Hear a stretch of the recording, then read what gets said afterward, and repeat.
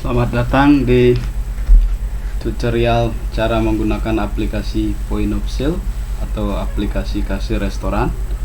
Aplikasi yang membantu memudahkan kasir dalam pekerjaannya serta memudahkan pemilik restoran untuk mengelola usahanya dengan lebih baik. Tampilan dari program Point of Sale atau restoran billing system ini adalah sebagai berikut. Ini ada menu login, audit date. Audit date-nya akan mengikuti tanggal sistem komputer. Lalu ada billing untuk memasukkan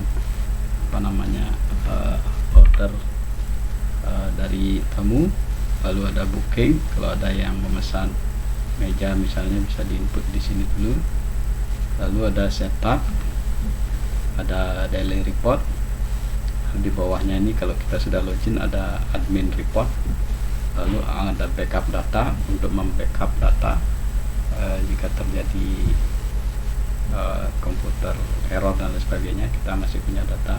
Dan setiap kita exit pun ini otomatis sistem akan membackup data.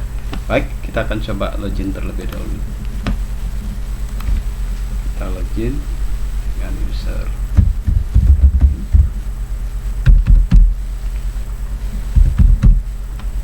Silakan pilih shift, misalnya kita kalau shift pertama pagi, shift 1 misalnya, lalu kita klik login. Nah, ini kalau kita login dengan user admin, dia akan kelihatan report admin. Tapi kalau kita login dengan user operator, dia tidak akan kelihatan. Ini report yang mungkin lebih ditujukan untuk para manajer atau owner. Sedangkan daily report ini untuk kasir yang bertipe operator. Baik, kita akan masuk ke billing. Kita mulai dari setup dulu. Setup. Nah, setup terdiri dari setup item untuk memasukkan item-item dari restoran yang akan kita jual. Lalu setup user, ini untuk user yang akan login, untuk kasir, untuk supervisor, untuk manager. Lalu ada exchange rate. Exchange rate ini fungsinya kalau kita mempunyai harga di menu itu dalam dolar atau dalam euro atau mata uang lainnya bisa ditambah di sini. Nanti otomatis akan dikonversi sesuai dengan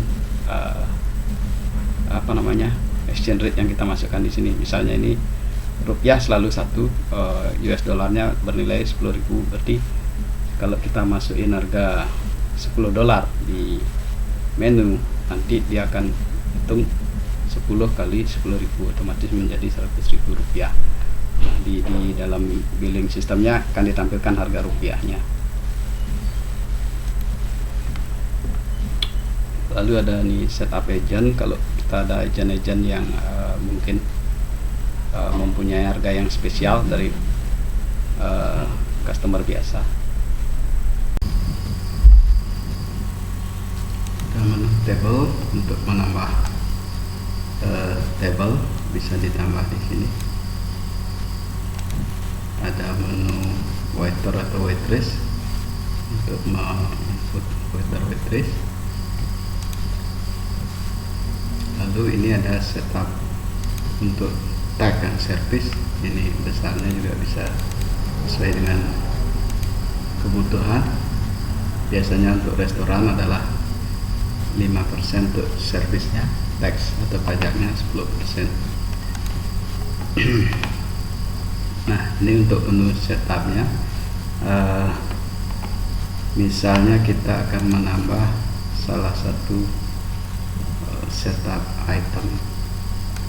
Ini sudah dimasukkan beberapa item. Jadi kalau kita mau tambahkan, kita klik new dulu, lalu dia akan membuat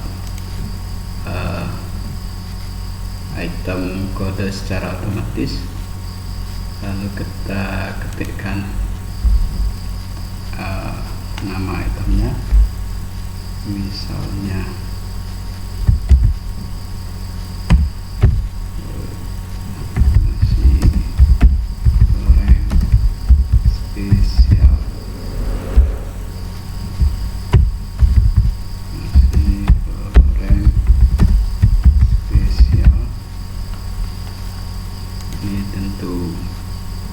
full klasifikasinya, kategorinya adalah mungkin dia termasuk main course di menu utama, lalu portionnya kita pilih portion. Nah, price nya ini kita bisa input sesuai kebutuhan. Kalau memang price nya rupiah, kita pilih rupiah aja ya, harga rupiah misalnya 20.000. Cost price nya ini untuk mengasih harga dasarnya, harga pokok, supaya kita tahu berapa persen dia costnya. Misalnya untuk nasi goreng spesial ini cost price nya adalah 10.000, jadi dia akan hitung costnya 50%. Baik, kalau sudah bisa kita klik save, atau kalau kita mau input lagi lanjut kita bisa klik new. Misalnya kita sudah selesai, kita klik dia save. Nah, otomatis data has been added to database, berarti kita sudah berhasil menyimpan. Kalau kita lihat ini dia paling atas ini nasi goreng spesial. Kalau kita mau edit, bisa kita double klik saja di sini, dia akan muncul. Misalnya kita edit nama atau harga. Nah, kita misalnya edit harganya menjadi 22, jadi ya costnya akan berubah ya 45%.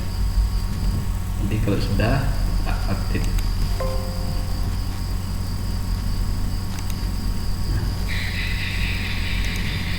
lalu kalau ini menu ini mau kita hapus, kita bisa klik delete, nanti dia akan ada notifikasi. Are you sure mau delete nasi goreng spesial ini? Kalau kita mau delete, klik OK, kalau tidak cancel. Begitu juga kalau kita tidak mau delete, kita deaktifkan saja, dia tidak akan terhapus tapi tidak muncul di pencarian ini, ya, akan ada notifikasi juga. Untuk mencari, kita bisa klik di sini untuk mencari menu yang kita mau. Misalnya nasi, ada berapa, semua yang ada mengandung kata nasi akan ditampilkan otomatis, termasuk nasi goreng spesial yang baru kita input tadi, siramas nasi ramas. Misalnya kita mencari Coca-Cola, nah ini dia es, karena ada kata Coca-nya nih, ditampilkan semua.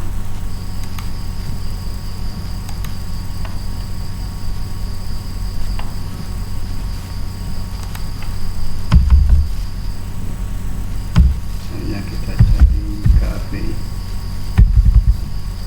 nah semua yang mengandung kata kafe akan ditampilkan di sini. Jadi kita bisa klik salah satu untuk mau edit atau delete atau deaktif, atau kita bisa klik advanced, ini untuk pencarian yang lebih detail lagi. Dia bisa menampilkan yang sudah tidak diaktifkan lagi. Misalnya kalau ada, coba saya cari, nah ini ada 2 yang sudah tidak diaktifkan lagi. Atau kita bisa find berdasarkan nama atau kode. Kalau defaultnya dia di item name, berarti kita findnya di sini find nama itemnya. Kalau kita mau cari kode, bisa kita klik di item kode, lalu kita ketik yang di sini misalnya 01. Nah ini untuk yang deaktif. Kalau untuk yang aktif, nah semua yang mengandung 01 di di item menunya akan ditampilkan. Ini statusnya all classification. Kalau kita misalnya mau all classification, all kategori, semua klasifikasi dan semua kategori. Kalau kita mau kategori tertentu atau klasifikasi tertentu, ini kita hilangkan centangnya. Ini juga bisa kita hilangkan. Jadi kita misalnya hanya mencari yang kategori hidupnya saja. Jadi kalau kita find sekarang, satu diput nggak ada. Kalau kita find keseluruhan, maaf ini kategorinya belum kita pilih. Kategori harus kita pilih. Food, misalnya kategorinya dessert. Kita find, nanti akan muncul.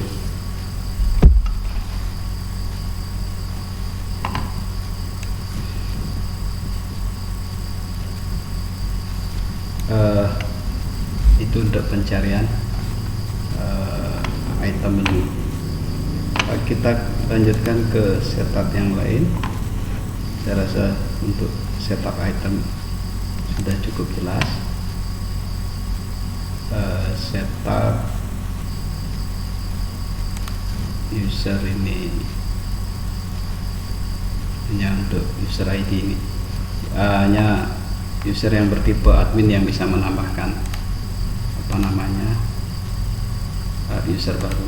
Misalnya kita tambah user baru, namanya misalnya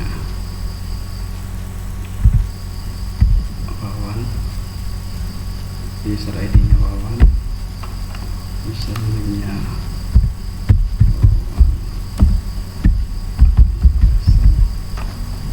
Wawan, passwordnya juga 345. Nah, dia akses foldernya apa saja, billing, berarti dia bisa membuat bill dan report misalnya.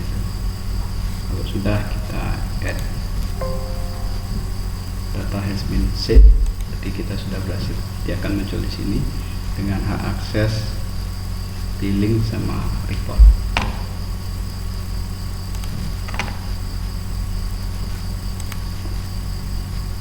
Untuk exchange rate juga gitu. Kalau misalnya ada perubahan rate dolar, kalau kita mempunyai harga dalam dolar, ini bisa kita update dari 10.000 misalnya menjadi 12.500, kita update. Jadi menu kita yang berharga 10 dolar tidak lagi rupiahnya 10.000, tapi akan menjadi 10.000 kali 12.500, jadi 125.000 dia untuk yang harga 10 dolar, karena menyesuaikan dengan exchange rate yang kita ubah tadi. Baik, untuk menu-menu yang lain saya rasa hampir sama caranya, menambah dan mengedit maupun menghapus. Lalu saya akan jelaskan menu yang lain. Nah, tadi karena kita login dengan SIP1, pada saat pembuatan billing dia akan terrecord sebagai SIP1. Lalu di daily report ini pastikan pada awal SIP itu seharusnya report masih kosong. Kalau saya cek ini all SIP, kita cek all SIP, semua SIP. Nah, masih kosong ya, artinya belum ada transaksi untuk audit hari ini, tanggal ini Oktober 12, 2021. Jadi ini summary revenue today. Ini total revenue-nya, yang penjualan dengan cash berapa, kredit card berapa, city ledger berapa, voucher, transfer bank, complement. Nah, ini untuk amount uangnya yang kita dapat. Quantity item yang terjual bisa kita lihat di sini nantinya. Kalau sudah ada transaksi, item sold today. Di sini akan kelihatan nasi goreng spesial laku berapa, Coca-Cola laku berapa, bir laku berapa. Ini akan kelihatan di sini kalau sudah ada transaksi. Jadi kalau kita SIP1, kita lihat summary untuk SIP1-nya. Nah, karena belum ada transaksi, dia sama masih kosong. Ini juga bisa lihat per SIP, ini masih kosong. Daily report 4. Nah, ini untuk printer yang kertas A4. Oh ya, menu ini report yang di sini ini untuk kertas dengan printer stroke, jadi kita bisa print di printer stroke-nya itu laporannya kecil, jadi dia tidak menghabiskan banyak kertas. Baik, ini untuk report daily reportnya. Lalu ini ada admin report. Admin report ini terutama untuk level manager atau owner yang memerlukan informasi yang lebih detail. Nah, ini nanti bisa di setup bank date dari tanggal berapa sampai tanggal berapa kita mau reportnya. Nah, tentu saja karena belum ada transaksi, ini masih kosong. Lalu menu backup ini untuk membackup database kita. Kita bisa klik ini, you want to backup, tinggal klik OK. Nanti backupnya akan masuk ke folder yang dituju di sini. Ini di DSN Resto Backup DB. Kalau kita klik, dia akan backup. Nah, untuk pembuatan build saya akan lanjutkan ke video selanjutnya biar videonya enggak terlalu panjang. Terima kasih.